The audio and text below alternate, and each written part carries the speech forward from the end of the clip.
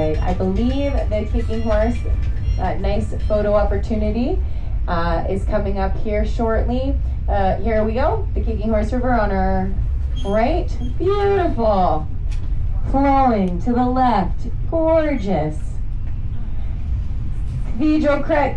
I gave you so much notice.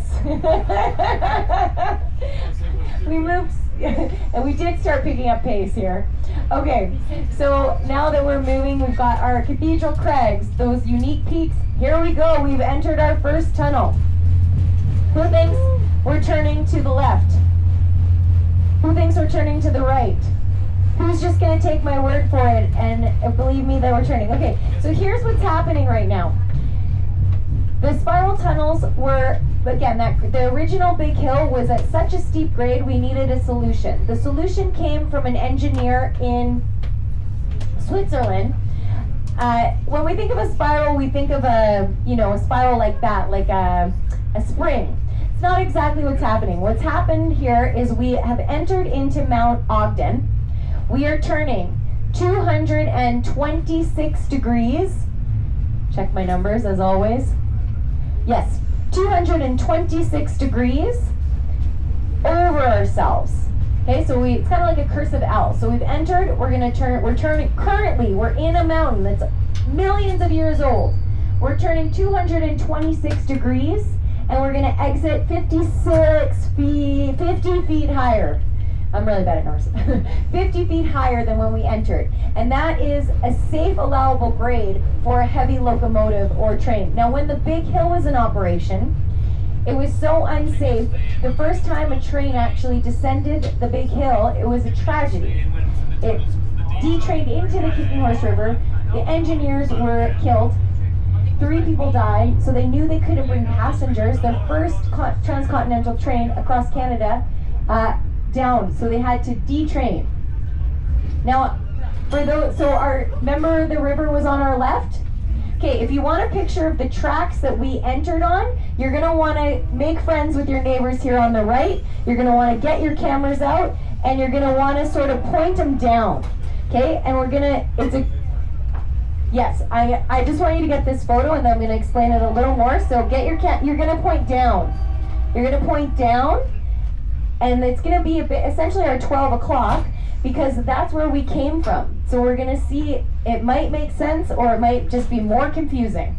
So here, we're coming up in just a moment. Okay, get ready to take a picture. It's almost here, we're here. Here's the tracks we entered. That's where we came from. Don't ask me how, just kidding, I'm gonna tell you. Okay, so, pretty cool, hey? So we entered there, we did a 226 degree turn while we were gaining elevation. So big turn of 226 degrees, and now we exited 50 feet higher.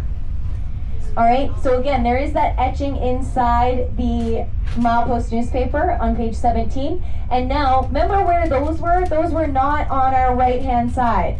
They weren't in front of us either. They were behind us. The mountains aren't moving. They haven't moved in millions of years.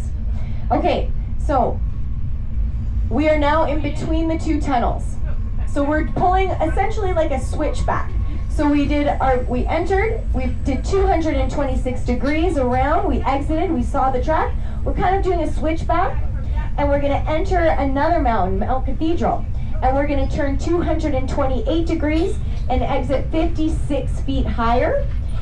Now, when we entered, the Kicking Horse River was on our left, the highway was on our left. It's currently on our right, the highway is on our right.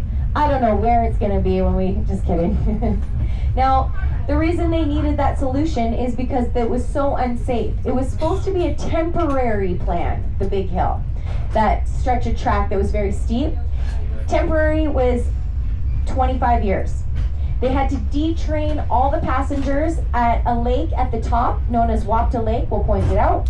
So they detrained all the passengers at the top of the lake. They'd unhook the heavy dining cars, and they'd have to take them up and down the big hill by horse and buggy for 25 years. It was not efficient, it was very costly, and it also was still dangerous. They built spur lines for the trains, but they still lost equipment, there were still many injuries. It was not it was not an economical, efficient, or safe way. There's the highway. I don't know how the highway got there. I mean, wasn't it always there? But we kept moving. So the big hill was not safe, it wasn't economical, and it wasn't efficient. So finally the idea came from an engineer in Switzerland to build these spiral tunnels. Now, the spiral tunnels are considered one of the most successful feats of engineering of our time, still to this day. They are some of the biggest this style of tunnel, and we are the only regularly scheduled passenger train to actually go through the spiral tunnels. So we have another passenger train in Canada known as Via Rail, but they actually operate on Canadian National Line. So they go all the way across Canada, but they don't go through the spiral tunnels. Now, when a train is over 80 cars, you can actually see the back of the train while the front is looping out. So where we took the picture of that track, you can actually see long trains exiting while the back is still entering. There's viewing platforms set up for people who are very interested in trains, or just think it's cool, to take photos or witness these big freight trains as they enter and exit the spiral tunnels. Now, one of the reasons it was considered one of the greatest feats of engineering isn't just because they were built in 1907 with the technology, if you want to call it that, of its time, but because it was an engineering and construction project that was on time and on budget. Can you believe it? I know, yeah. So that's more impressive than the tunnels themselves, I think. So it was 75 boxcars of dynamite, and they they used massive steam-powered drills. So I had to look these up because I had no idea so they're just these massive steam-powered drills. They were powered by generators based in fields, and they had 500 men at the top and 500 men at the bottom. So at the top of the second tunnel and at the bottom of the first tunnel, so Mount Ogden and Mount Cathedral. And the plan was for these men to use dynamite and steam-powered drills and meet in the middle. It was extremely stressful, dangerous, but when they met in the middle, does anyone want to take a guess of how close or how far they met? 2 feet? Closer. More like 2 inches, 5 centimeters. So again, a very successful feat of engineering. Okay, so now we got a great view of the Yoho Valley, the Kicking Horse River. Remember, we were traveling the other direction before. There's Mount Burgess, and we're heading towards Mount Cathedral, and soon we will be entering into our second of the tunnels. Are we ready? Okay, here we go. All right. So the first tunnel we turned, we'll check it out in a second. Who thinks we're turning to the right? Who thinks we're turning to the left? Who has no idea we're turning and they're just going to take my word for it? So this time we are turning to the right.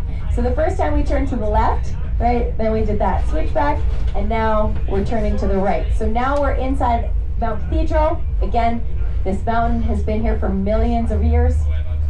We're turning 228 degrees, and we are going to exit 56 feet higher than when we entered. So this project was started in 1907. It was completed in 1909. It took 2 years, and it was $1.5 million. So I did have the amount that would be today, but I don't know if I have that written down here. But it was on due to inflation, but it was on time and it was on budget. That's the most important thing. Now, as the only regularly scheduled passenger train, only those really that are on the Rocky Mountaineer get to go through the spiral tunnels. Now, when it was Big Hill, do you remember the story about Lady Agnes MacDonald walking across the Stony Creek Bridge? No, nobody listens to poor Hartley? There we go, we got it. She forced herself through with the men. Well, she was a daredevil, and when they were operating as the big hill, she didn't want to spend her time in the stuffy parlor cars, and she wanted to ride on the front of the train. And I don't mean inside, I mean outside, on what was known as the cowcatcher. So there, of course, the Prime Minister isn't going to join her. Even if he wanted to, he wouldn't. I mean, he wouldn't even have wanted to, if you know anything about John A. Macdonald. But there was no way they would allow him nonetheless. So poor Stuart would have to accompany her. Nobody wanted to. They were terrified. But she was the first lady. So they tried to dissuade her by saying, well, what will you sit on? Because it's the front of the train. And she looked at a candle box and said, well, that'll be fine. So they had to strap a candle box to the front of the cowcatcher, front of the train, and she actually rode across quite a lot of the country like that, and the big hill. So she rode down the big hill on the front of the cowcatcher. So that was our very first lady here in Canada. So that's a pretty cool story. There is a photograph of that historic event, and it started a bit of a trend. Lord Stanley, if you're familiar with the Stanley Cup, named after him, his wife heard about that and she wanted to do it too. And so she did it as well. I'm sure nobody wanted to accompany them, but they were forced to. Alright, so soon we're going to be exiting our second tunnel. Now remember where the Kicking Horse River was when we entered. As we were making our way, which side it was on? Originally it was on the right, then it was on the left when we just went in, and then now we are exiting. Oh yeah, sorry, I'm confusing you now. So originally it was on the left, and then it was on the right, and now we're back on the left. So here we have the Kicking Horse River. Here we have Mount Burgess again. Essentially everything is the way it was when we entered our first tunnel. So I'm going to point out, if you're interested, again, those of you on the right-hand side, you're going to have to make friends or stand up with those of us on the left-hand side. And if you're curious, it's not much of a photo, but you could try. I'm going to point out where we came from, and I think it puts the whole thing in perspective. So I'm going to point out the original tunnel, so Mount Ogden, the first tunnel we entered. It's a little hard to see, so I do my very best to explain where you're going to look. You're going to see Mount Ogden, the tunnel we entered. I don't know how much of a photo you'll get, but like I said, you could do your best, but you're going to see the tunnel that we entered on. So it takes a few moments to get there, to get our views, but where we're going to point our eyes when I give us the cue to do it is we're going to look down at essentially your 5 o'clock. So you're going to look down at your 5 o'clock, but you're going to look in the distance at your 5 o'clock. It's not immediate, it's in the distance.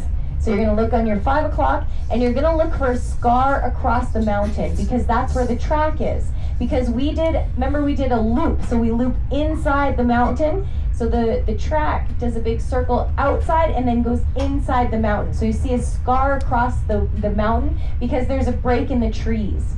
And then you're also going to see the actual entrance to the tunnel. So